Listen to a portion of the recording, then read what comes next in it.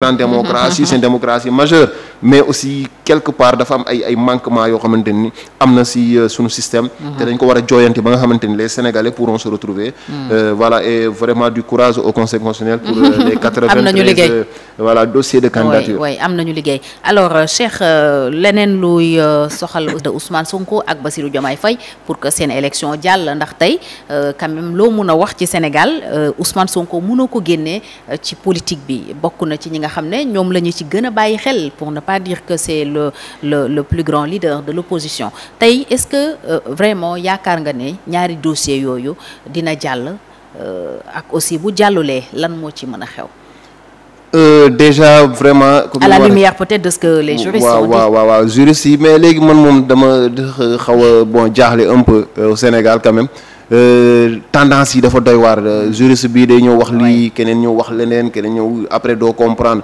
on nous a dit ici que il y a une guerre d'idées quand même boo xam ne ça n'aide même pas oui doo xam après fan ngay borom taxaw xam-xam yenn borom xam-xam yi nee nañ le pourvoi en cassation n'est pas suspensif ñu gis ay ñeneen ñu ne le pourvoi est suspensif on nous avait dit que le rabat d'arrêt n'était pas suspensif ñu dem ba ci biir au courant du magistère Macky Sall ñu def beneen dem assemblée voter loi pour dire que le rabat d'arrêt était suspensif ça veut dire au temps où on disait que le rabat d'arrêt n'était pas suspensif il l'était vraiment donc il a fallu ñu jooyanti mais malheureusement comme c'est des politiciens en 2019 ça les arrangeait pas ils ont décidé de ne pas laisser n'est-ce pas comment dirais-je cette loi là prospérer ba ñu dem ba ci biir bu leen man bés bi mu leen jaralee ñu changer ko rek laa xam ne ni en fait comment il s'appelle le président Khalifa Sall avait raison par rapport au rabat d'arrêt. Aujourd'hui on nous dit que n'est-ce pas le pourvoi en cassation n'est pas suspensif, n'est-ce pas, et là d'autres nous disent que c'est suspensif. Après vraiment ce débat là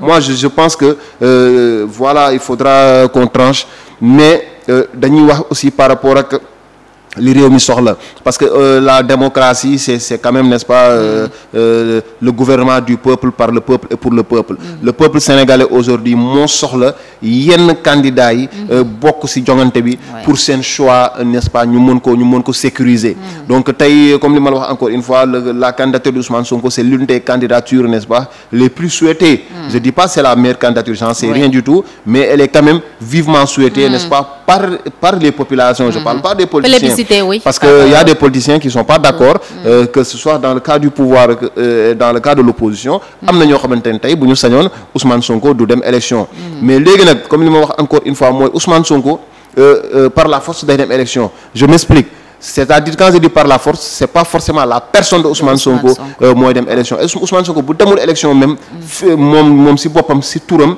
ci turu coalition am Bassirou Diomaye mën na dem peut-être nee nañu Bassirou Diomaye tamit am na ay gàllankoor yoo xamante ni mën na ko dal mais nee nañu Bassirou Diomaye aussi donc il n'a pas fait toujours il est donc présumé innocent il n'a pas il y a pas de condamnation définitive sauf si l'ancien ministre de la justice notre ami Ismaïla Madior Fall nous sort encore vraiment une explication pour nous dire que Bassirou Diomaye même s'il n'a voilà Aïssata Tall Sall donc en son temps lui il est venu nous dire donc plein de choses donc voilà léegi ñu xool Aïssata Tall Sall bon léegi est-ce que Bassirou Diomaye fait l'objet d'une condamnation définitive ou pas s'il fait pas l'objet d'une condamnation définitive gisuñu li nga xamante ni moo ko mën a tere bopp parce que nit ñi tamit dañuy wax le fait que le PASTEF soit dissous oui mais les juristes ont été très clairs et pour la majorité nee nañu su nekkee coalition moo boot sa candidature voilà ñoo boot candidature am donc ça n'a rien à voir donc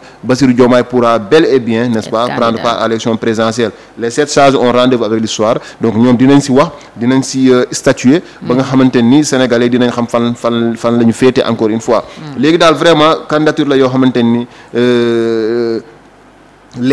leerul parce que c'est incertain on sait pas parce que Ousmane Sonko lépp li nga xamante ni xëccoo na ko ak gouvernement ak régime Macky Sall donc vraiment même su si amee ndam duñ ko nangoo doxal donc on a vu les décisions des juges Sabassi gis nañ fi décision ki nga xamante ni mooy Ousmane Racine malheureusement donc c'est des décisions qui sont là et qu'on peut pas appliquer et que l'administration n'est-ce pas taxaw thème ne décision yooyu du ko appliquer léegi le conseil constitutionnel moo am le dernier mot c'est le dernier recours c'est la dernière carte à abattre donc espérons que vraiment cette carte-là elle sera heureuse pour Ousmane Sonko et pour Bassirou Diomaye et voilà pour leurs sympathisants et autres d'accord alors kon ñu xaar peut-être conseil constitutionnel dina wax loo xam ne moom la sénégalais yu bari doon xaar bu ñu sukkandikoo ci droit bu ñu waxee leneen aussi peut-être y aura des interprétations. Oui, mais oui. Des interprétations Cheikh y en a déjà ci nombre de candidats déclarés yi parce que en 2017 ci élection législative yi on s'était retrouvé avec 47 listes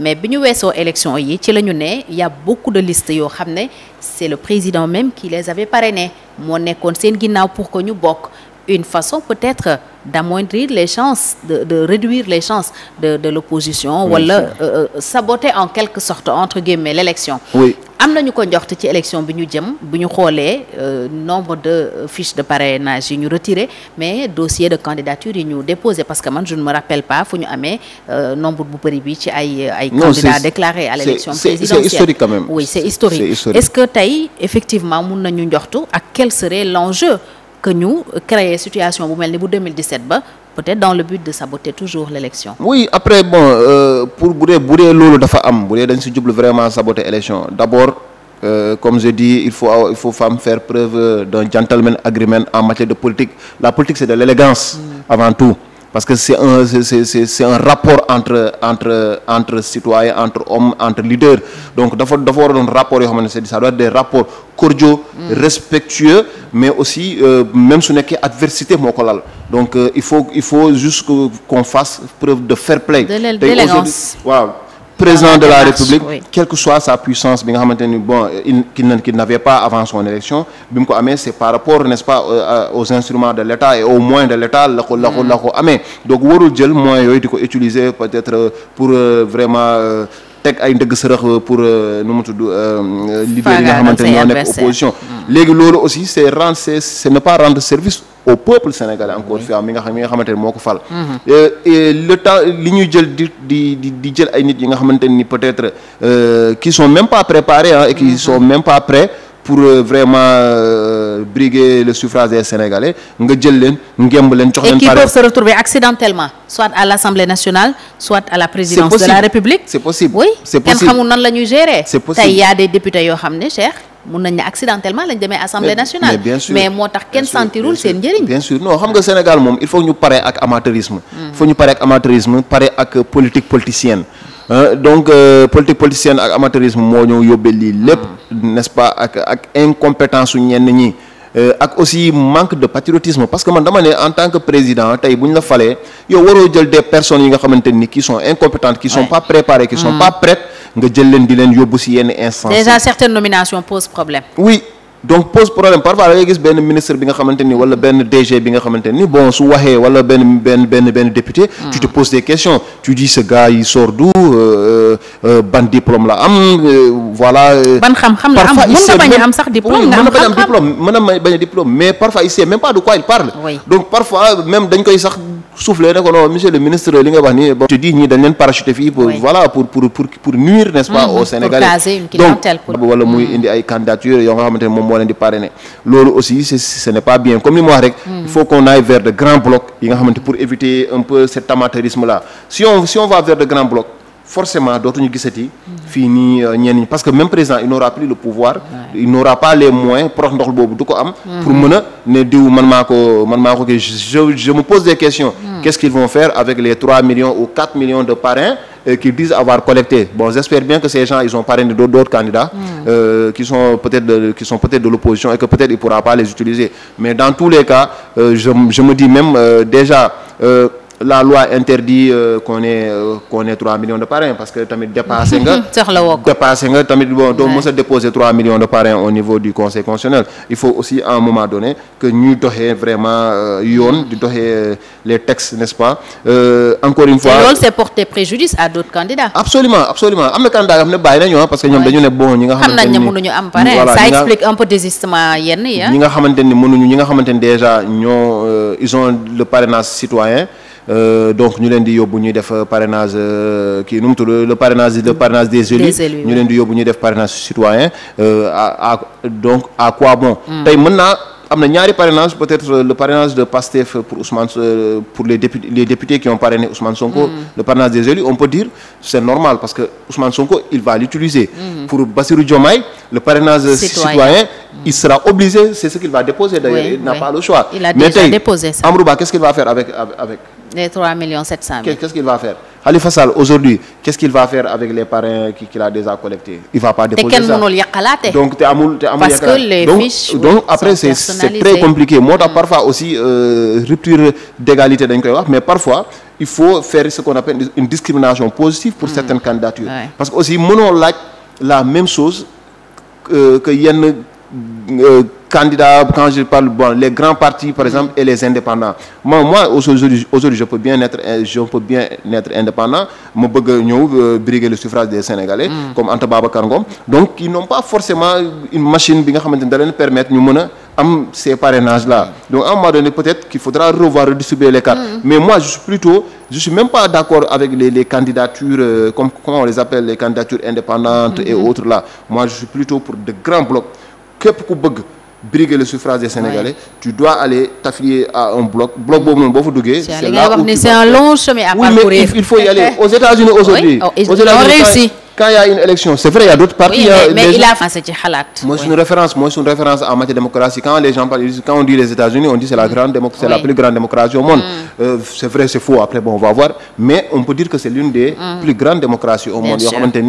Quand même, la démocratie permet, n'est-ce pas, nga mën a am yenn opinions yi, nga mën a dem ba buntu Maison Blanche, kontaanoo am lu la naqari, tu fais des pancartes et cetera, taxaw woon na président bi que da nga mer. Bon, malheureusement au Sénégal, si on va devant le palais présidentiel pour di taalal ay pancartes, je pense que vraiment voilà, on va passer un sale quart d'heure.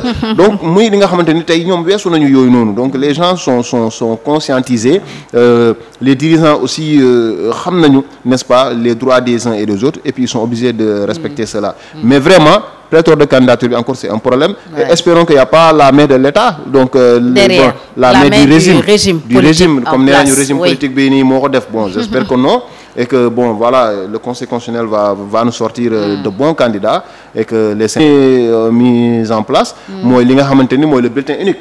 Oui. Aujourd'hui, même si on peut se retrouver avec 10 candidats, on peut se retrouver avec 10 candidats, peut-être, bon, vu juste, pas plus. Mais peut-être qu'il y aura 10 candidats, ou je ne sais pas, peut-être 15 ans, moi j'en sais rien du tout, mais imagine-toi, nous imprimer le coût déjà, le coût bi contribuable sénégalais bi di supporter par rapport dafa bëri.